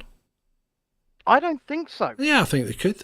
mean, why How couldn't big they? is how big is the team? We'll make the team bigger. There's plenty of people looking for jobs. Make the team bigger. Yeah. See, I completely agree with that, but in its current form, I do believe that it's impossible. Okay. Well, then what do? Well, you either make the team bigger, or you have to. Then you've got one of two options, haven't you? A general amnesty to people who are already here and start again, which is something I believe that they will probably do. First of all, or you crack the whip, so to speak. You know, you come down hard and you say, right, okay, we do have to restart, but we have to send everybody that's in a hotel that hasn't had a successful asylum claim back somewhere else. But I don't think they're going to do that. I think we've lost audience tonight. Well, we haven't been too funny tonight. It's been very serious. Yeah. It doesn't matter at the end of the day. At the end of the day, this is such a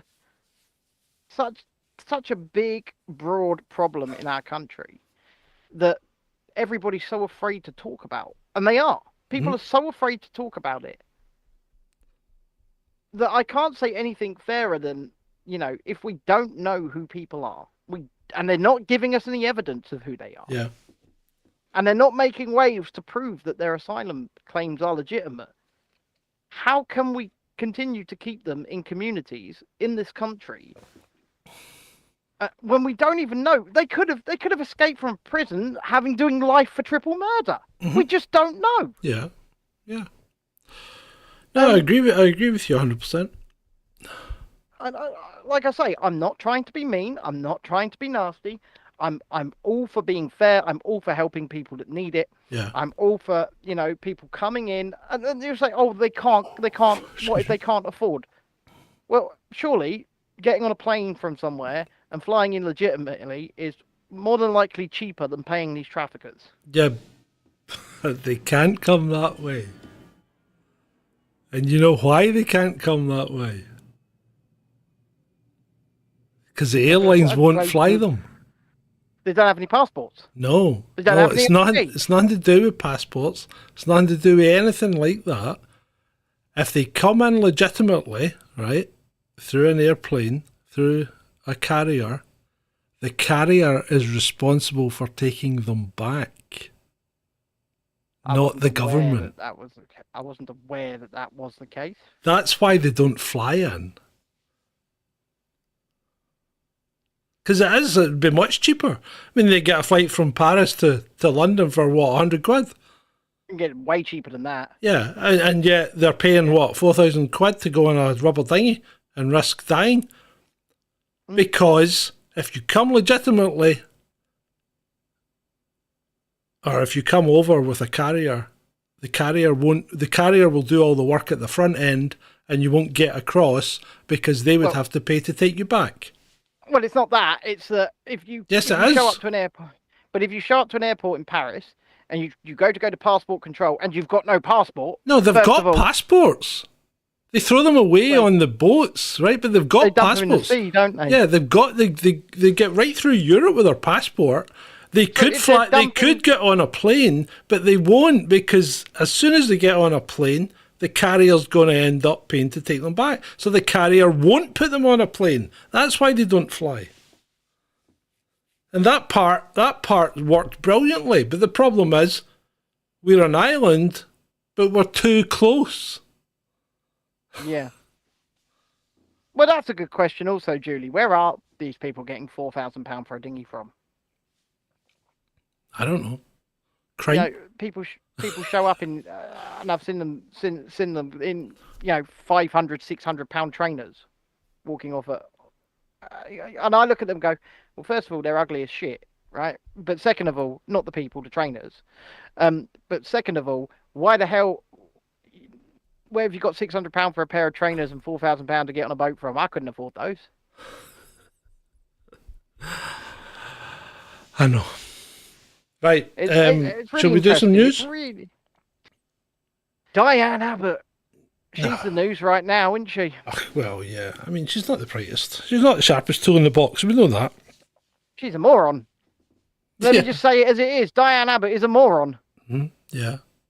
And this Yeah, is, it was an ill-considered tweet. It was very ill-considered. And at least you had the sense to delete it. But as you know, once it's on the internet, it's there forever. And if you don't know what we're talking about, go and look it up. Yeah. That's all I'm going to say. Because we're not reading that one out. Right, we're not reading that one out. So let's go to Mali, okay? Okay. So Wagner, and this is a headline for the masses, this one. Wagner terrorists have been attacked on the border of Mali by Al-Qaeda.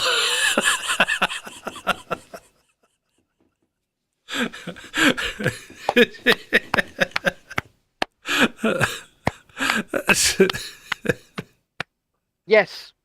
That's a classic. Yes. That is a classic. Yes. I don't think we need to say anything more about that.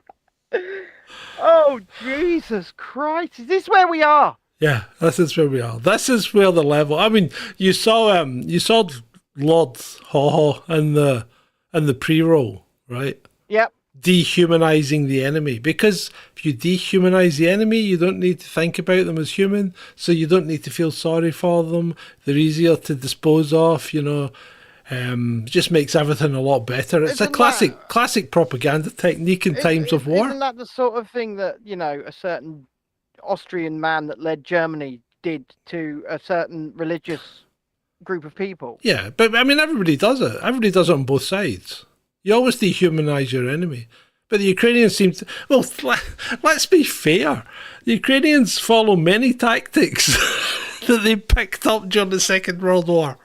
From their friend, the Austrian man. Yeah. So, yeah.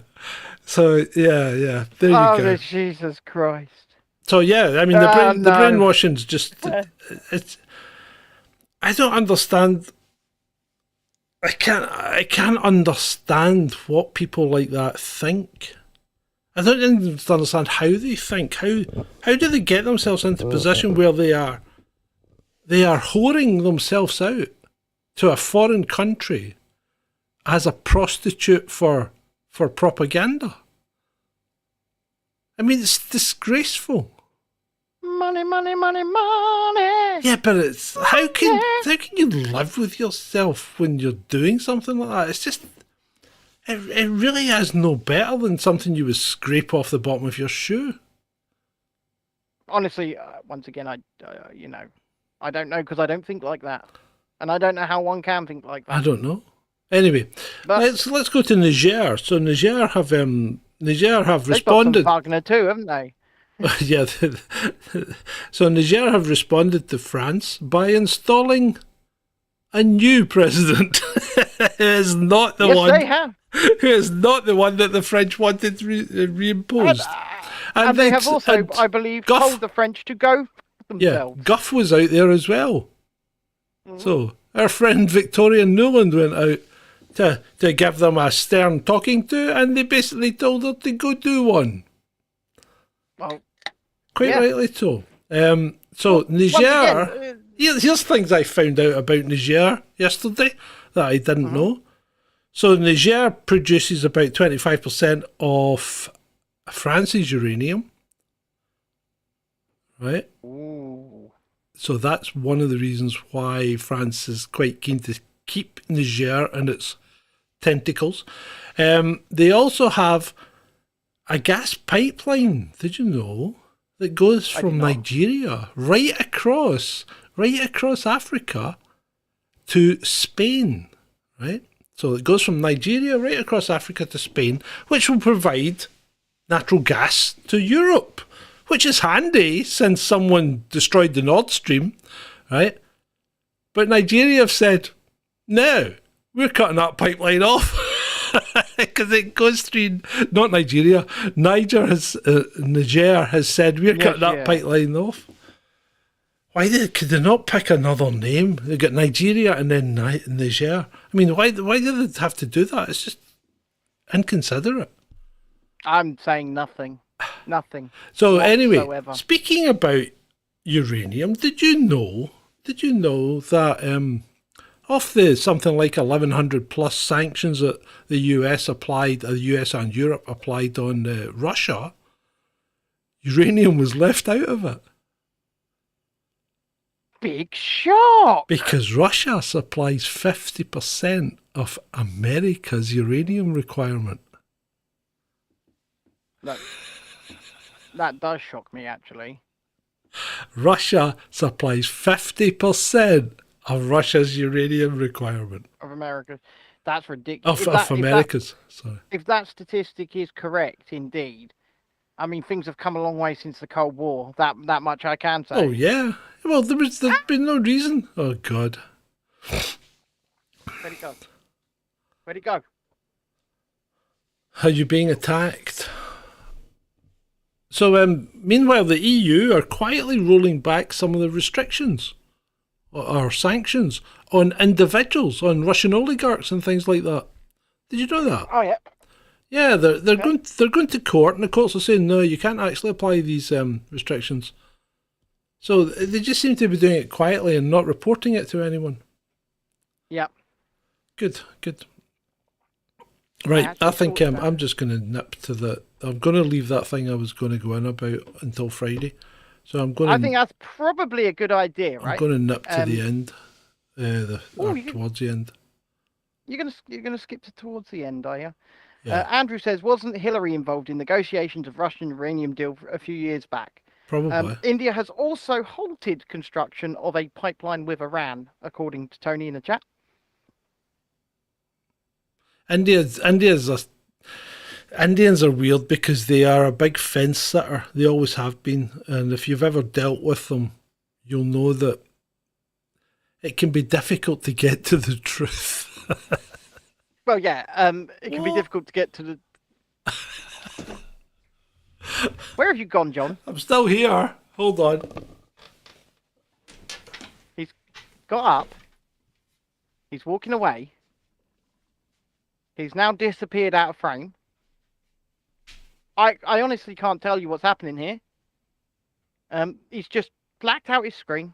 He's got up. He's wandered off. He's left me all alone to deal with you wonderful people. Spencer says, I'm not saying it's aliens. Well, he did appear to get up of his own free will.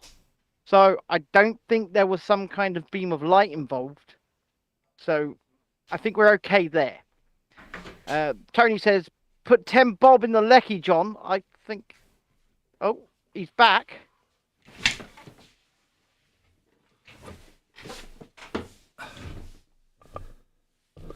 What happened? Hello. Did you just go and relieve your bladder? No, I changed the battery on the camera. Oh. Why didn't you tell us that's what you were doing? Well, I thought you kind of guessed because it just went black. And I went, whoa. I thought you turned it off. No, I hadn't turned it off. The battery ran out. So it kind of was putting 10 bob in the lecky then, Tony. Yeah. You know, the equivalent of. Yeah. Andrew says the Indian IT techs took offence. Yeah, probably. Perhaps right. Indeed. Right. Where were we?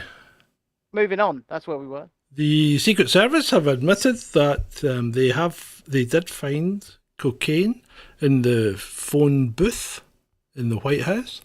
And it did belong to a member of the Biden family, but it wasn't Hunter. It wasn't Hunter. So who was it? But the thing is, why would they even say it belonged to a member of the Biden family? They didn't say member of the Biden family. All right, okay. Right? We have to be absolutely correct here. What they said was somebody within the Biden family orbit.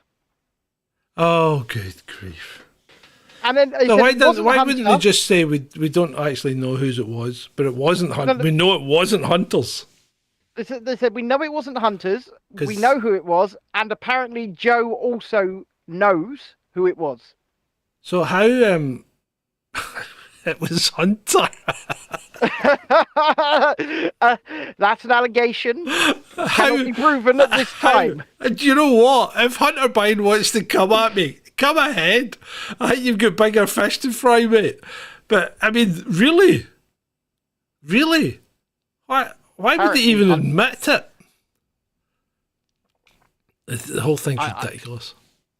I'm not going to blame Andrew. I think that's a bit too soon for that kind of joke. I was going to go in there. That's just too soon. Oh, Too soon. yeah. It's too soon. Oof. That's the other thing. How could they categorically state it wasn't Hunter's? Because he still have his. Because they know who it was. They're just not saying.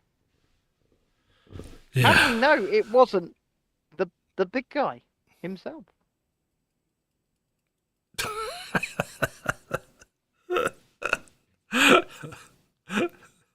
Yeah, I can imagine that. Blah, blah, blah, blah, blah. Well, the United States is a country that can be described in one word. Blah, blah, blah, blah. Have you heard this ridiculous stuff going around the interwebs about Meghan Markle running for president? Oh, please do. Yeah. Oh, it gets better. Please. Apparently. That would be wonderful. That would be wonderful. Apparently, her king has said, right, that she can keep her title even if she runs for president. That wouldn't, strictly speaking, be legal, I think. Why? Why wouldn't they it be would legal? do anything?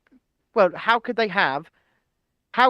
as a country, have a member of the British monarchy in the position of power when the Constitution exists to secede them from the British monarchy? Have you seen George Bush's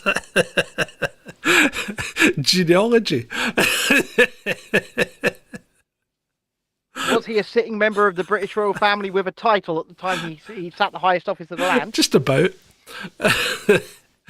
Well, apparently he said that she could keep it. Well, I'm just saying. I'm pretty sure. I don't think there'd be anything against it.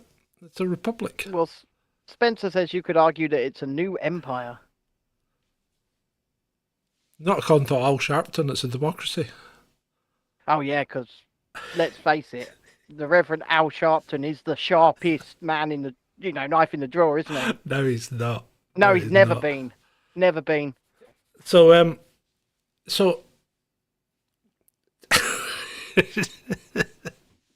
going to introduce this one that Ben gave me earlier.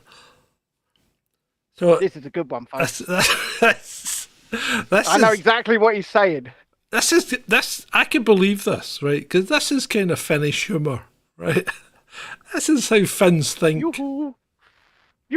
So Finn puts 12 kilograms of this dynamite. Is in Finland, by the way. What? I'm telling them this is in Finland. Yeah. Not a guy named Finn. Yeah, a Finnish chap, puts 12 kilograms in his friend's cars. Two of his friends' cars. Along with detonators, and then phones them up and tells them as a joke. Needless to say, his friends did not take this lightly and contacted the police. He now faces... Hello there, Keith. I have put the dynamite in your car. Yoo-hoo! Like I said I would. He now faces up to 2 years in jail. I haven't got a hair in my mouth. It was only a joke. It was only a joke, John. It's probably been something around the lines of he was trying to frighten them or something. He probably said, I have lots of dynamite. You don't believe me? I will blow up your car. And why are you talking like the Swedish chef? That's how I imagine Finnish people speak. Let's briefly dip back into how people in current society behave, right? So, guy goes out, finds an owl drowning in his pool, right? Right. Rescues it, dries it, nurses it back to health. Owl's fine, right? Facebook has a fucking meltdown, right? What? They have a meltdown. Why hasn't he got a net over his pool?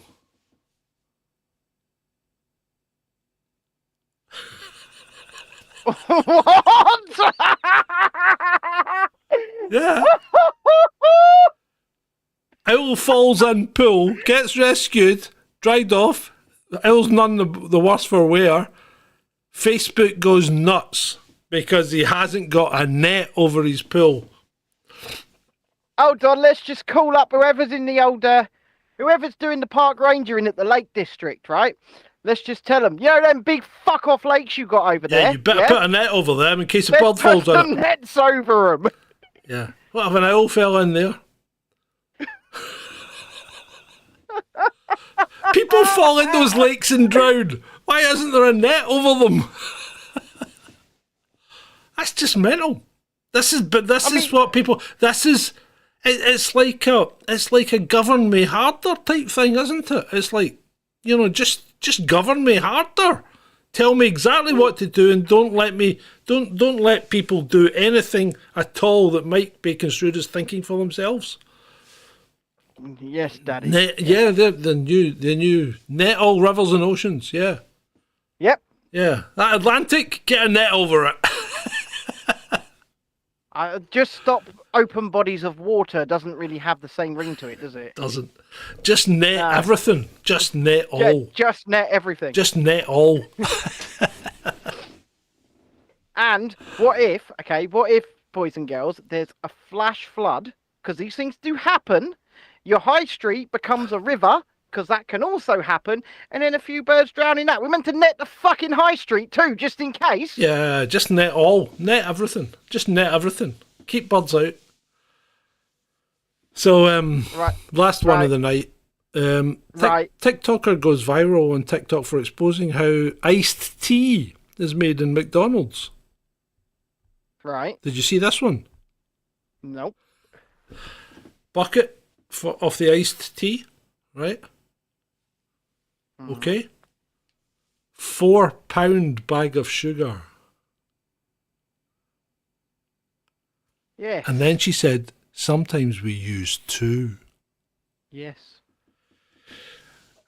Diabetes in a cup. I want to give that woman a hug. Give me more sugar. That's just ridiculous, isn't it? 4 pounds of sugar. You're saying this to somebody drinking a can of full sugar cherry Coke right now. Yeah, I know. That's just ridiculous as well. I'm actually on my 3rd can of that since being out here. So you've had about, 750 millilitres of sugar? I'll give you the ingredients, shall I? No, if you poured that into a half pint glass, it would probably be 3/4 full of the sugar. You know, if it was just the sugar. I've never heard of this Crooked House pub until it burnt down today. But yeah, it did burn down. Or it looked like an insurance job, didn't it? And the developers had just bought it. It does appear that 1 can of this is 42% of your daily allowance. You don't need a a daily daily allowance your of daily sugar. allowance. What? If you're to believe that there is a daily allowance. Yeah, well, you don't need a daily allowance in sugar because it's not required. It's a carb. I mean, there's definitely 38 grams of sugar in this can. 38 grams of sugar. In this can. And you're going to drink 4 of them tonight. So that's 120 grams of sugar. Give or take. Put that on top of the 3 I had earlier. No way. You're killing yourself. Yeah, you are killing yourself. I'm pretty hooked, man. You have to stop it. Right. Okay. Well, I'd like to thank everyone for attending this. I'd like to thank everyone, but I'm not sure I can. Can I? No. Oi. Can I thank them? Ladies and gentlemen, boys and girls, children of all ages, thank you for coming along tonight. It has been a bit of a different one, bit of a different tone. It's been good though. Really enjoyed it. Nice having really deep conversations. Actually, it's something you don't see a lot of anymore. Okay, and we're going back to my question from earlier on. Am I an activist? Well, if I am, it's for being able to do this. It's for being able to do this, just have discourse and disagree, because we didn't agree on much tonight, John. I will say. No, we didn't. We didn't. But we're still didn't agree on much. friends, aren't we? But you're still an asshole. It's been great for you. Cause I don't give a fuck what you say. Yeah, I'ma do shit my way. So you can go kick rocks, I'ma stack bricks up, build what I want to make. Yo, I got a lot of shit to say, so I'ma do this every day. I'll be writing things until I'm fucking buried in my grave. 6 feet deep under, but my body won't decay. Cause my messages are timeless, so they'll put them on display. Oh yeah, I rap with a certainty, I have a sense of urgency. A message for eternity, for everyone internally. I had some people burning me, but now they fucking learn to see I ain't the one to fuck with. Now they looking nervously, and I don't really care what you think of me respectfully. You can kick rocks if you think you're fucking better, see. I will outwork you, turn you to an enemy. Hurt you so bad that you're gonna need some therapy. I got the motherfucking recipe. I've been cooking up hits, I'ma leave a legacy. You'll be looking small when you're standing right next to me. I'm 5'10", bitch, but I'm 10 feet Cause I don't give a fuck what you say. Yeah, I'ma do shit my way. So you can go kick rocks, I'ma stack bricks up, build what I want to make. Cause I don't give a fuck what you say. Yeah, I'ma do shit my way. So you can go kick rocks, I'ma stack bricks up, build what I want to make. Yeah, I'ma do it my way.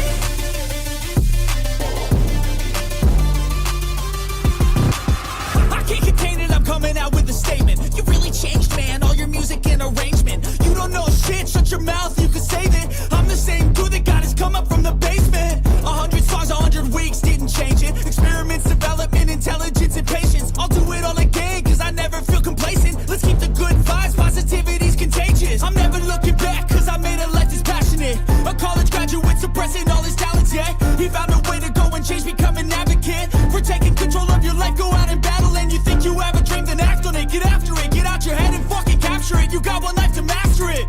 Don't give up on your future, we all start losers. We're all late bloomers, gotta struggle through the sewer. What you say? Yeah, I'ma do shit my way. So you can go kick rocks, I'ma stack bricks up, build what I want to make. Cause I don't give a fuck what you say. Yeah, I'ma do shit my way. So you can go kick rocks, I'ma stack bricks up, build what I want